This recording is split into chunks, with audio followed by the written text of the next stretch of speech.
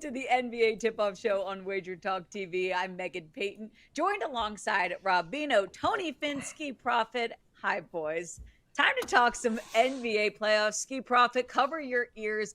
The LA Lakers have been swept. The Denver Nuggets are headed to the NBA Finals for the first time in franchise history.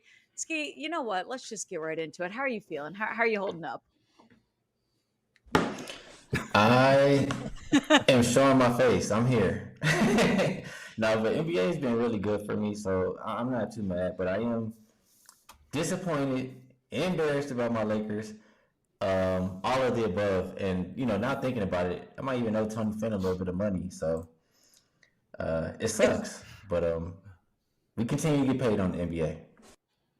Hey, and if someone's happy here at WagerTalk, it's Joe Ranieri because his Miami Heat 3-0, taking his Heat to the NBA Finals. Does it happen tonight, though? That's the question.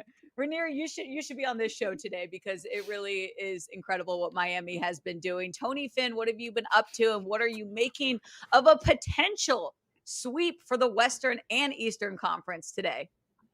What I've been doing, I've been my 3-day NBA record's pretty good because I faded the Lakers 2 of the 3 days, right? and the props as well, especially Mr. Russell, who has just completely disappeared. But it's going fine. It's going good. I woke up this morning. My mantra. It's a good day. I get another chance to screw something up and make the wife mad. So I say let's make some money for the clients and talk about Miami and Boston, which I'm not so sure is very interesting, but we're going to find out. We're going to find out. And hopefully for the NBA's sake, for ratings' sake, we get at least a game 5 at this point. LeBron James is so embarrassed. He's trying to act like he's not going to be back next season. Seems like a little bit of just a show of anger potentially for the way that the ownership handled this past season and getting some weapons for him. All right, Rob Bino, how are you doing? What are you making of this playoff series so far? And what do you got going up at WagerTalk? I am good, Megan. Glad to be here today with all you guys. I'm going to start with this. Skee didn't directly say it. I'll say it. We were on this show together, the three of us, before the start of the Laker-Denver series. We all talked to a ton of people in this industry, a ton of people who bet these games. I didn't talk to a single person who thought what Tony Finn thought, said it here on the air, Denver in either a sweep or in 5. I thought it was laughable at the time.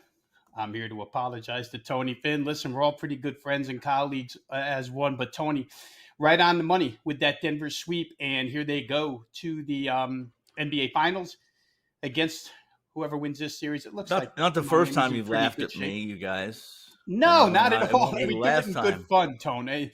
Laughing, it just shows how much we I love and owe appreciate Skee an you. apology. I owe Skee an apology. Not. I baited him into that by thinking. Here's what's funny is you guys really believed on that show. I said, well, I think it sweeps like 5-1 or something, and I baited him right into it. He said, I'll take that, and he did. What were the odds we could have gotten that at? Tony Finn, you were right on the money there. Let's give. What were they at? What were they, Skee? About 1,300. I think they're plus 13. Wasn't it plus 1,300? Was that what it was? Somewhere around there. There we go. Hey, either way, we're giving remember credit my words. to Tony. My words were, 5-1's too good. That's too much. So, hey, shout out to Finn.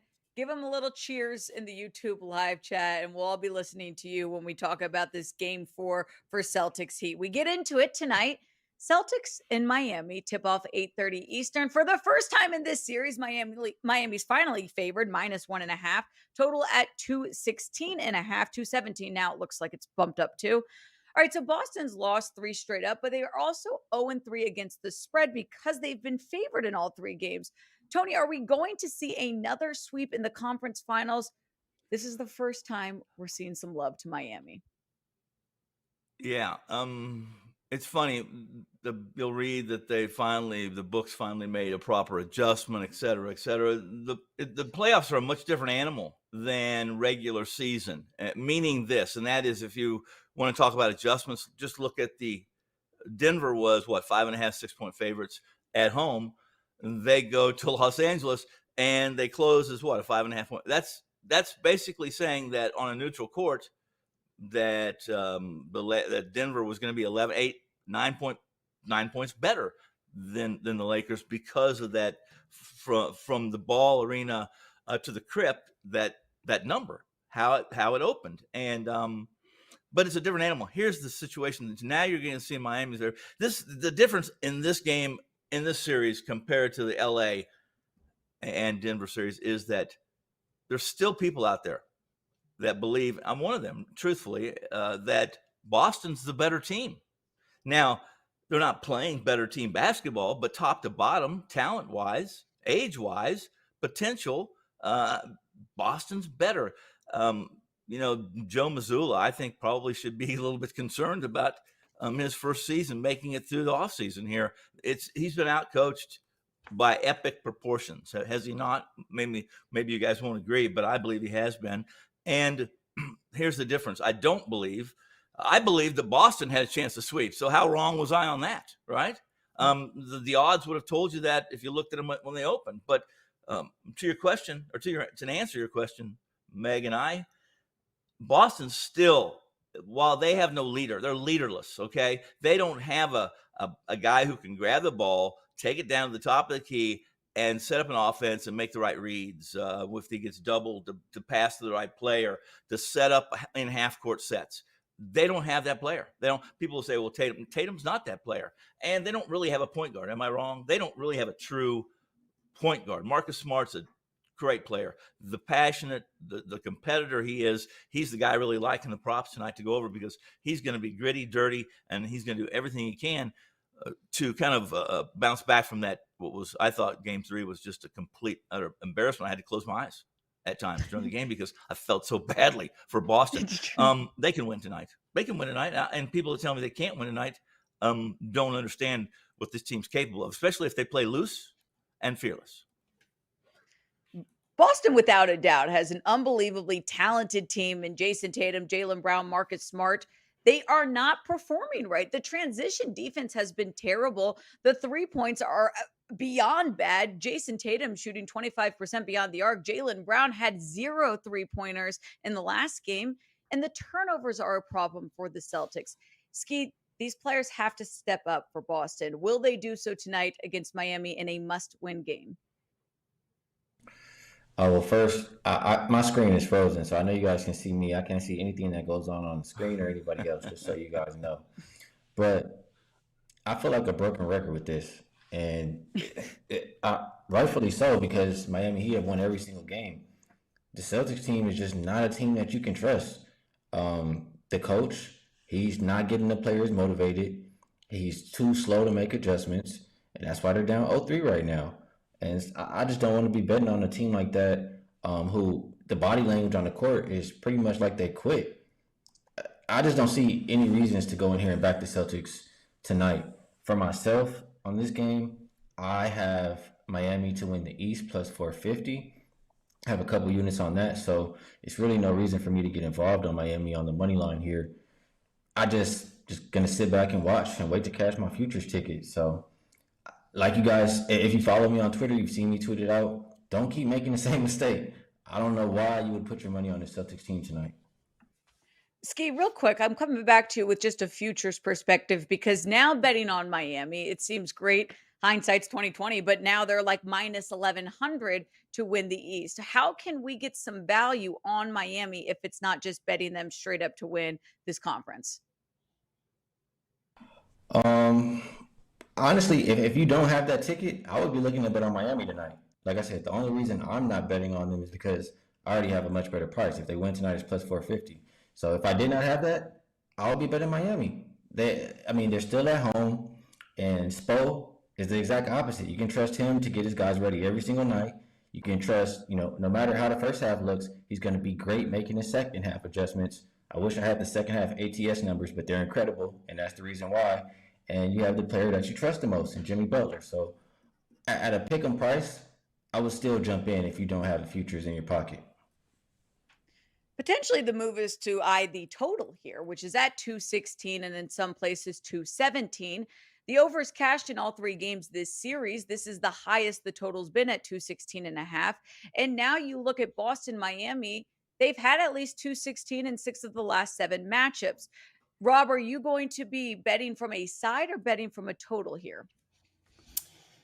Yeah, of course, you would come to me for total analysis, right, Megan? That's the right place to come because that's where I am here tonight. A couple of things real quick here on what Tony and Skee said. Skee, just for you, I do have the second half numbers on Miami in the playoffs, 11-3 against the number in the playoffs in their 14 games. Goes to your point of Coach Spo making the proper adjustments. Miami also 11-3 to the over in the second half. So been a high scoring team, been a good point spread team. Those two correlate, Miami and over second half, for anybody who wants to sit back until halftime and just make a mechanical play. There you go. Tone, to your point, listen, I've made the same point 100 times that Boston can't dribble the basketball, but it's not because they don't have a point guard, because they have two. Derek White and Malcolm Brogdon are true point guards, except the problem is they don't get to take the ball up the floor. The other 3 guys want the ball. Marcus Smart, Jaylen Brown, Jason Tatum.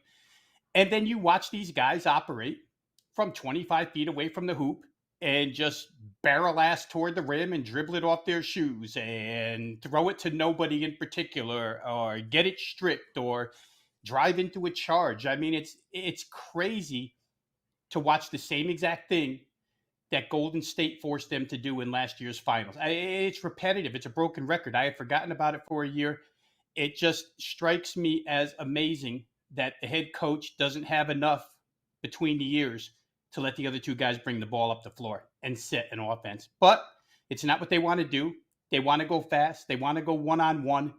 And when they get into trouble, they have quizzical looks on their faces all the time. Like, oh, that didn't work. All right, you try. All right, that didn't work. You try. It's crazy to watch it over and over again. So to Skee's point, to have confidence in them, it doesn't make a lot of common sense. So I'm not a guy with a proper college education. I don't make a lot of common sense all the time, so I'm going to do it again. I like Boston's team total here, guys. Tony talked about adjustments, and this one it's too far gone for me to pass up at this point. Boston's team total is 107.5 tonight. Yeah, I like it over. Boston's first half total is 53. Kind of like it over, but let me tell you why real quick. Game 1, Boston's team total at home was 110.5 in a game lined at 210. They're expected to get over 110.5, right? Now we come to this game here where it's lined 217 and you're only asked to get to 107.5, 108 if you're Boston. It's 3 points lower asking of Boston. It's 7 points higher on a full game total. So the odds makers think there's going to be more points scored. And that's a 10-point adjustment all around. To me, it's too much. Boston comes off a miserable shooting basketball game where Jason Tatum and Jaylen Brown go 1 for 14 from 3-point range. Single out Jaylen Brown because he hasn't been good shooting threes all series long. Skee, if I remember right, I was on with you the other day and you told me Jaylen Brown could shoot all day long if he wants. And that's probably Miami's theory at this point in time. But there's other guys. Derek White's been good. Malcolm Brogdon, for the most part, discounting the other night, has been pretty good. I just feel like Boston's got way too much offense. They play with way too much pace. And if I want to break down what Miami's become, I'm not going to repeat what I've said over and over again about Coach Spoelstra and the offensive switch 25 games prior to the end of the season. But they become, of the 3 remaining teams, they're the second fastest paced team in the playoffs. And you see it. Their idea, Coach Spoelstra's idea, is we're going to run it down these guys' throats. They want to run, we're going to run right back at them. We're smaller, we're quicker. I think you get a ton of pace once again. I think you get made baskets from Boston here tonight. Their defensive efficiency totals are down the drain, so I certainly expect Miami to score here. And Boston has no idea how to stop Miami from beyond the arc. 2 of the last 3 games, Miami shot better than 50% from 3-point range. Boston hadn't allowed that. I think I counted them up in 26 games prior. They hadn't allowed 50% from 3-point range. So Miami certainly has the shooters. They certainly have the philosophy right now to sink threes again, no matter who it be. Take your choice out of the 5 guys who can make them. But I think Boston probably gets their share, expecting Miami to get theirs. So I'd probably, I think the movement 214.5 to 217 is correct. But I do like Boston's numbers because I just think they're shaded way too low at this point in time for the offensive team that they are. I mean, if motivation isn't there now, I don't know when it will be. We're beyond the point of desperation. Eliminations not only on the line, jobs are on the line. Jaylen Brown's fighting for a new contract. Coach Mazzulla potentially fighting for his job. They've got to come back. They're potentially probably aren't going to win the series, but they at least want to force a game 5. And I can guarantee you one thing: the NBA wants a game 5. This has not been good for the ratings as a whole. We find a way to get best bets, though, because here on our show, we don't care who wins, who loses. We care about cashing tickets. And this is why we bring 3 of the best panel members on to get their best bets of the night. And hey, guys, head over to the YouTube Live. Give us your best bets. We'll read through some of them at the end of the show. Let's find some ways to cash some tickets tonight. Skee Profit, 60 seconds on the clock. Do whatever you'd like, but get in, get out, and give us a best bet. Your time starts now. Yeah, the NBA, I'm sure they would like a game, 5, 6, 7, etc. But I just don't really see it happening. Like personally, I do my best to put myself in positions to, guarantee a profit in a game. I could do that tonight. Like I said, I already have a Miami futures ticket plus 450. I could come back and just bet the Celtics money line plus 105, and if they win tonight, I'll pick up a couple units. If the Heat win tonight, I'll pick up even more units. I won't even do that. I just don't think it's worth it for a team who looks like dead man walking out there. So it's Miami Heat or pass. I don't like to give bets that I don't have in my pocket, but you guys understand the reason why. Best bet for myself tonight is Miami to get the win. With 15 seconds left, Skee Profit finding a way to get some value on a Heat team that has been dominating this series. Rob Vino, time for your best bets. Let's hear what you got. 60 seconds on the clock. Tell us what you have in store. Well, I'll be a shade repetitive here, Megan, but I do think that Boston's team total of 107.5 is too low. I don't know that they'll win the game. I don't have a lot of faith that they'll win the game, but I have faith that they'll get to 108. Again, it's their defense that's gone sour on them in this particular series. Miami just has found ways to score. I guess it's a combination of both. Boston defense not being able to react to what Miami's doing offensively, and Miami just being outrageously efficient offensively throughout these playoffs. Shredded Milwaukee, shredded the Knicks, now shredding the Celtics. So credit to them. But 107.5 looks a little bit small. You would think, in addition to this, guys, Miami at home is the best first quarter total team in the league. Their totals go over more than any other team in the NBA. So Boston probably matches them with points early. I think 107.5 again is too low. Boston's been over that number 21 of the last 25. Give me Boston team total over 107.5. With 2 seconds left, Rob Vino looking at Celtics to potentially maybe not win the game and bounce back, but show up a bit more than they did in game 3. Tony Finn, who called the Nuggets sweeping the Lakers before anyone imagined it'd be possible. Our ears are open to your wise wisdom for the Eastern Conference Finals. 60 seconds on the clock. Tell us what we should be doing here. Well, let's do this. Let's talk about the Celtics, who are a top 5 defense, a top 5 defenseless squad, rather. Over the last 3 games, 120 plus points per 100 possessions in non-garbage time. Per cleaning the glass. Let's throw in cleaning the glass for that for Rob. And that would be a bottom 5. That would be a bottom 5 regular season defense. That's who they've been against Miami. The matchup's not great. I think they've shown it. The team that is, as I've mentioned, is leaderless. They don't have that player they can go to at the top of the key. Although Rob's very correct. They do have point guards. They just choose to put Marcus Smart. The only place they can put Marcus, and they want him on the floor. So there's absolutely nothing that's going to stand in the way of the Celtics playing loose, fast, reckless tonight. They have 0 to lose. They've already lost some respect. They've been embarrassed. They have nothing to lose. Rob's also right there. I agree, over the team total. I'm on that. I'm also over the total because it can't stop Miami. 216. At 6 of 7 meetings between these two teams, guys, 6 of 7 have gone over 216. They're averaging almost 230 a game, and it's still 216. Give me over the team total and the game total. 216.5, 217 now. Tony, we gave you the remaining time from Skee and Rob to make up for you're going over 10 seconds. It's okay. Reading off some of the best bets that I'm seeing in the live chat. We've got Sean Evans saying over 216. He's also taking Martin over points and assist. I'm seeing Big Daddy Miami money line. We've got Boston shooters are no match. Nope. Sean Evans also in there again. And another Martin over 18.5 points, rebounds, and assists.